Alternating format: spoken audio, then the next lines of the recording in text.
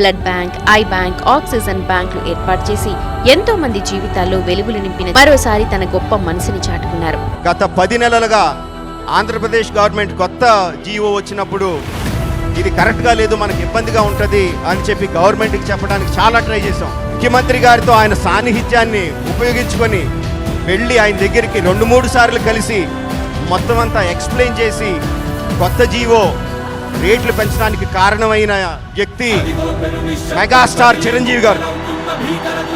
మా శ్రీకాకుళం జిల్లా, నేను గత నెల 24వ తారీఖు నాడు కరోనాతో బాధపడుతూ శ్రీకాకుళం జిల్లా కిమ్స్ ఆసుపత్రిలో అడ్మిట్ అయ్యాను.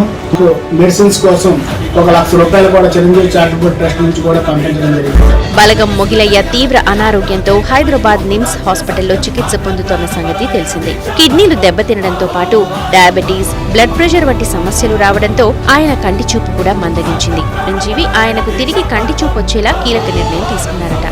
చిరంజీవి చారిటబుల్ ట్రస్ట్ ఆధ్వర్యంలో తెలుగు రాష్ట్రాల్లో జిల్లాకి ఒక ఆక్సిజన్ బ్యాంక్ ఏర్పాటు చేయాలి అని నిర్ణయించారు.